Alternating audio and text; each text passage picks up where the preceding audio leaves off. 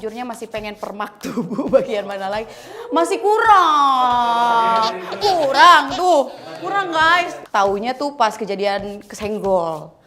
Masih pada inget gak? Itu udah 5 tahun yang lalu loh. Teman-teman aku yang lain nanya, Siva itu kamu kesenggol itu settingan? Berasa, kalau berasa banget mas, sampai keangkat loh. Kenapa ya aku tuh selalu identik dengan produk-produk yang pembesar gitu. Apa mereka takut kali ya sama aku ya? Ada artis cowok centang biru yang nge-DM kamu buat ngajak kenalan. Banyak guys, aduh kalau kalian aku kasih tahu kalian shock.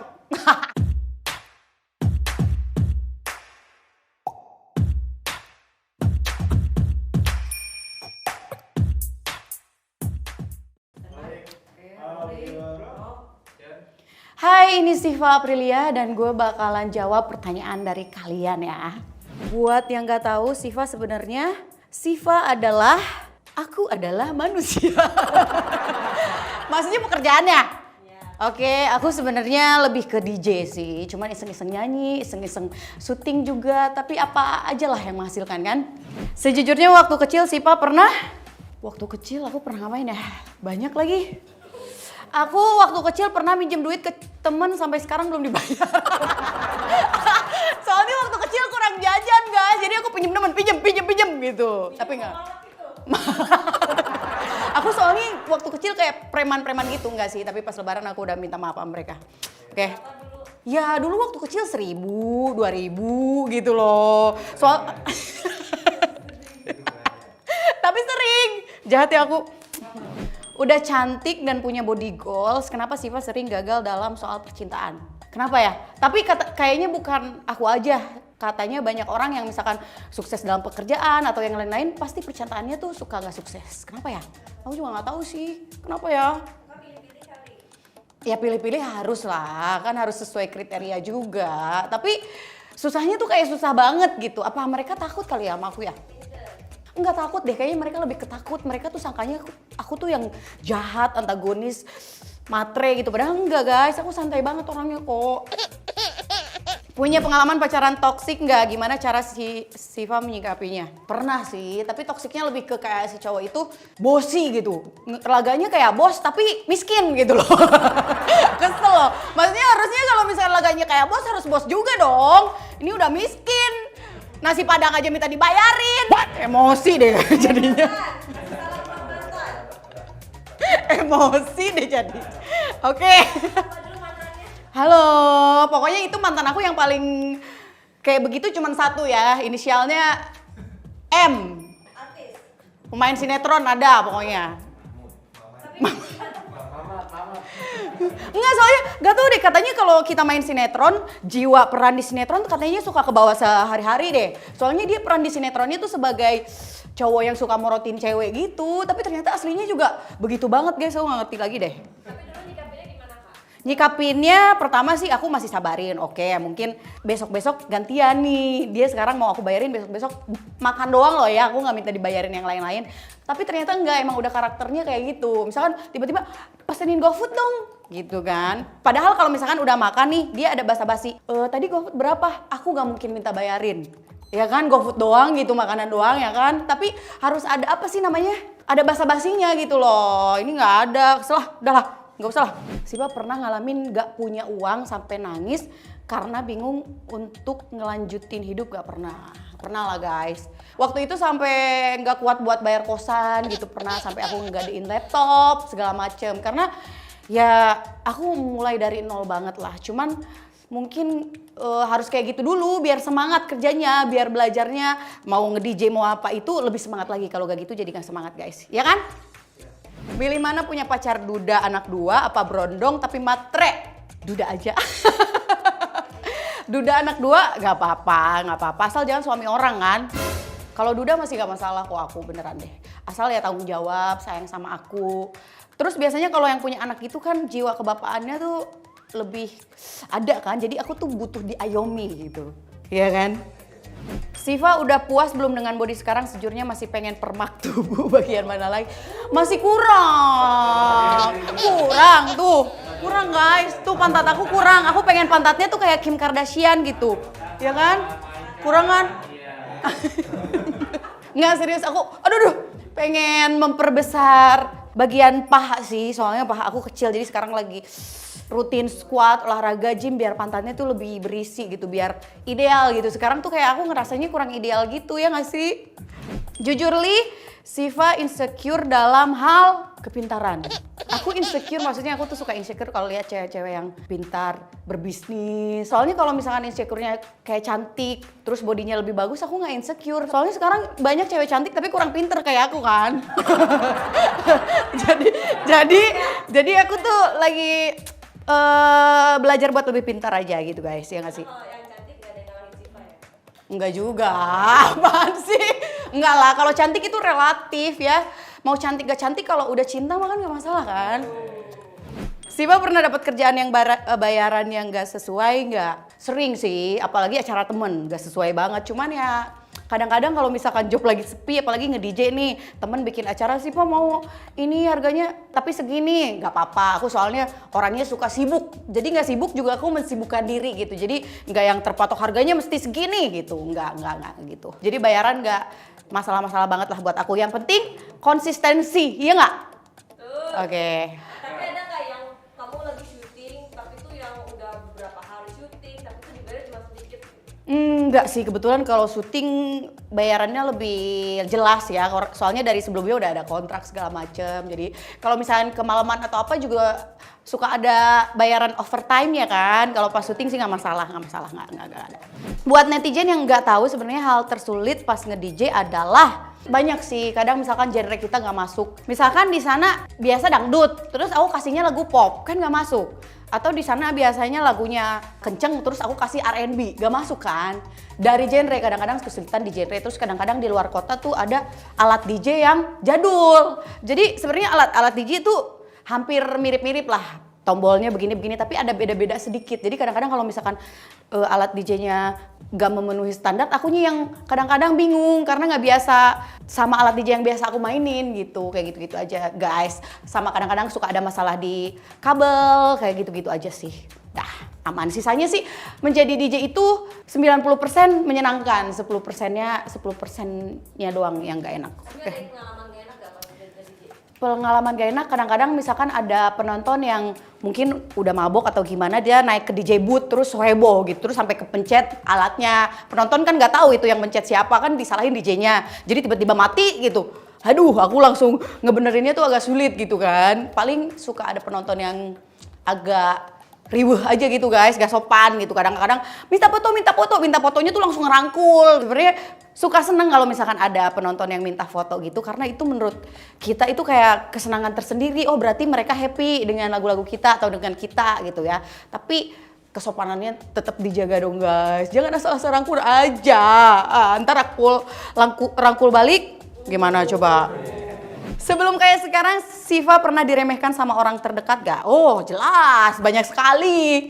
Sekarang juga masih diremehkan kok. Gimana ya, mau kita sesempurna mungkin orang gak suka itu pasti selalu ada ya guys. Tapi ya gimana, itu udah hukum alamnya juga. Kalau dulu tuh lebih masih ngambil pusing omongan orang, apalagi omongan orang terdekat. Tapi kalau kita selalu dengar apa kata orang terus, kita nggak maju-maju. Tapi boleh didengerin kalau misalkan perkataannya yang positif, yang membangun. Tapi kalau cuman kayak ih gitu doang, nggak membangun, udah nggak usah didengerin ya guys. Nanti ihnya jadi banyak, gitu loh. Apa pengalaman lucu saat berkarir dan jadi batu loncatan Siva? Oh jelas ada. Taunya tuh pas kejadian kesenggol. Masih pada inget gak? Itu udah 5 tahun yang lalu loh. Udah 5 tahun, itu 2017 sampai 2018. Itu jadi batu loncatan yang gak disengaja gitu kan. Sampai ada teman-teman aku yang lain nanya, Siva itu kamu kesenggol itu settingan? Berasa, kalau berasa banget mas, sampai keangkat loh. Terus teman aku nanya, itu settingan apa bohongan? Aku bercandain aja. Bener, itu settingan. Jadi sebenarnya acara fighternya bohong-bohongan semua. Itu pokoknya demi menaikin nama si Pak Aprilia doang loh. Jadi champion-championnya itu cuma bohongan semua guys. Yang asli itu cuma aku doang gitu loh. Enggak, tapi lucu sih, itu bener-bener kejadian yang gak disengaja. Terus hal yang konyol malah berdampak besar banget buat aku gitu ya. Itu waktu itu aku followers berapa ya? Followers itu 300 apa 600 langsung naik jadi 1,3.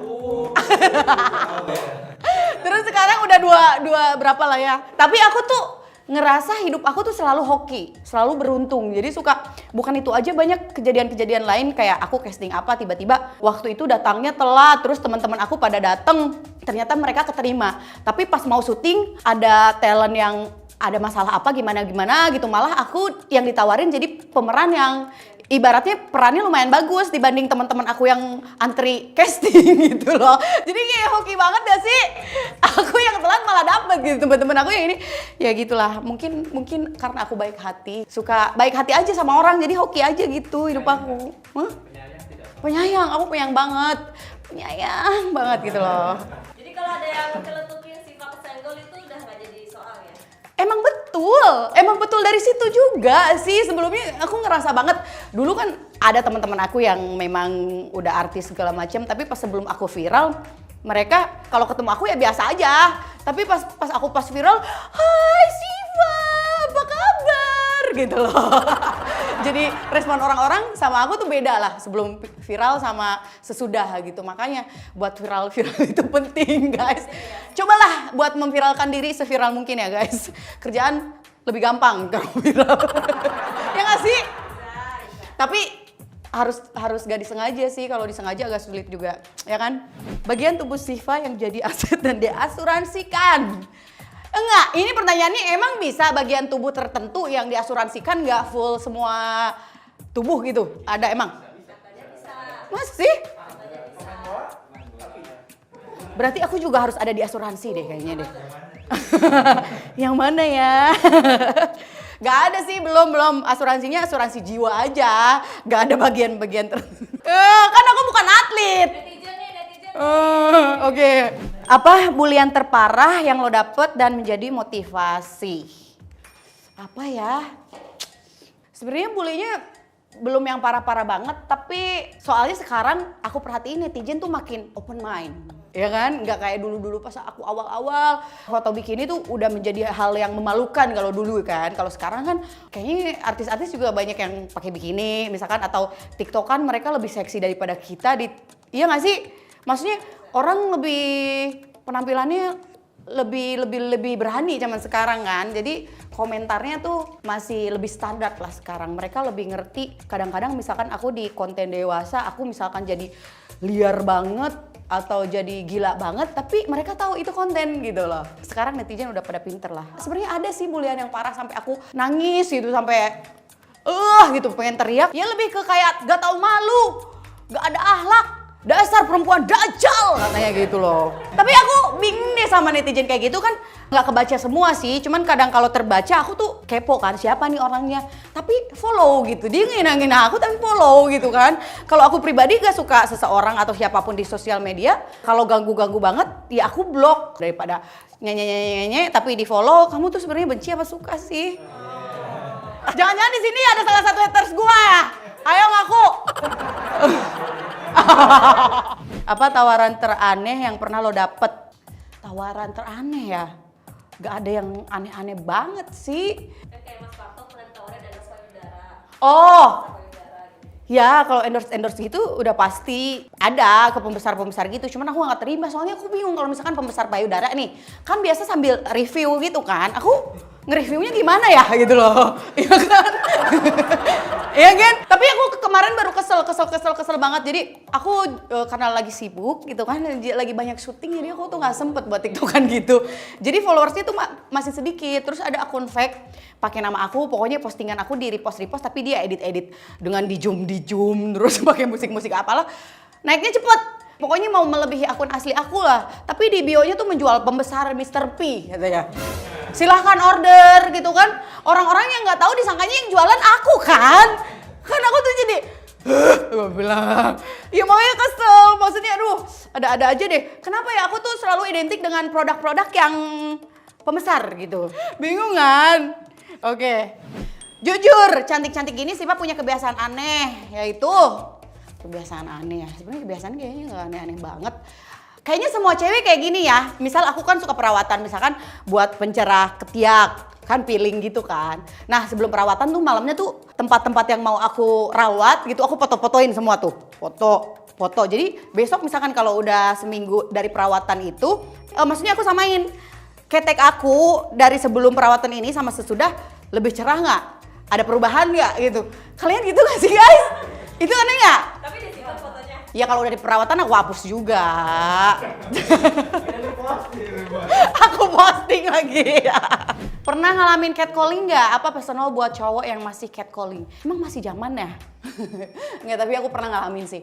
Kemarin aku kayak ke Grand Indonesia gitu kan, di bawah-bawahnya sekarang lagi banyak makanan, jualan makanan yang kaki lima gitu kan. Terus dari lobi tuh aku lari-lari tuh, aku mau beli gorengan karena aku lapar banget. Terus pas lewat aku lihat ada kayak tahu pedes gitu. Terus ya baju aku biasa, aku emang pakai baju yang press body gitu lah ya, tapi ketutup nggak kebuka. Jadi aku beli gorengan ke situ. Terus si mas-mas gorengannya tuh kayak bercanda sama temennya, tapi aku tahu itu tujuannya ke aku. Ayam siapa tuh yang lepas?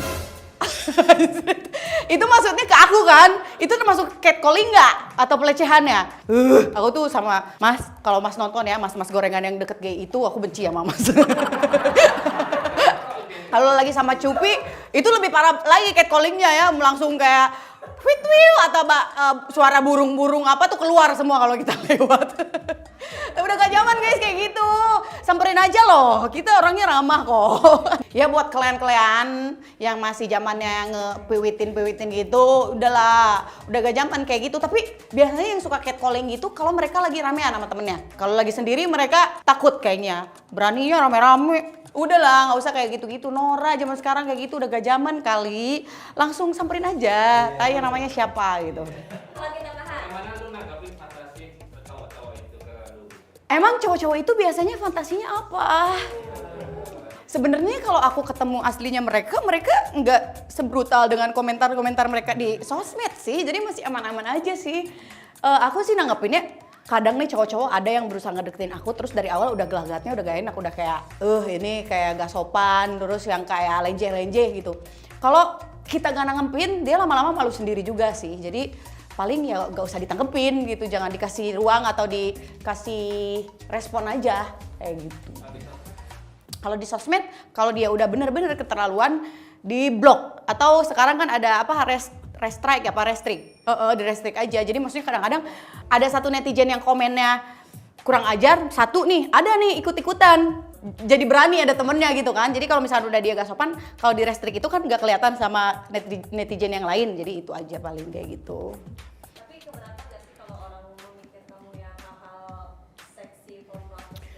Resiko sih ya, soalnya aku memang image-nya di seksi juga. Jadi komentar-komentar kayak gitu udah pasti ada, tapi aku dibawanya santai aja, dibawanya lucu-lucuan aja, nggak yang dibikin baper banget. Aku baper itu kalau mereka tuh kalau udah ngehinanya bawa-bawa keluarga, bawa-bawa orang tua, baru tuh aku marah. Tapi kalau misalkan kayak ngeledekin aku doang, misalkan ya komentar-komentar kayak gitu masih aku inilah nggak aku pikirin gitu.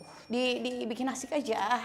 Terakhir. Apa? Ada artis cowok centang biru yang nge-DM kamu buat ngajak kenalan? Banyak guys, aduh kalau kalian aku kasih tahu kalian shock. Ada yang image-nya tuh kayak di sosmed kayak ustadz banget kayak gitu, tapi aslinya yang bikin kesel aku lagi ternyata bukan aku doang yang di DM, tapi di circle aku semuanya di DM guys. Tapi kalau misalkan aku di tahun dulu pas awal-awal masih aku ladenin, tapi kalau sekarang nggak pernah aku balas, sudah kapok guys. Atau kalau misalkan dia nge-DM terus, nge-komen, pertamanya aku kan misalkan kalau dia hai salam kenal, ada yang memang mau collab apa gitu, jadi aku masih tangkepin dulu nih, aku mau tahu dulu nih niatnya apa. Emang ada yang niatnya bener, misalkan Siva boleh nggak diundang ke acara saya begini-begini, oh boleh banget gitu. Tapi kalau misalkan udah tinggalnya di mana, boleh aku main nggak? Yang kayak gitu udah aku blok guys. Bikin kaset ya? Enggak. Vicky mah bestie.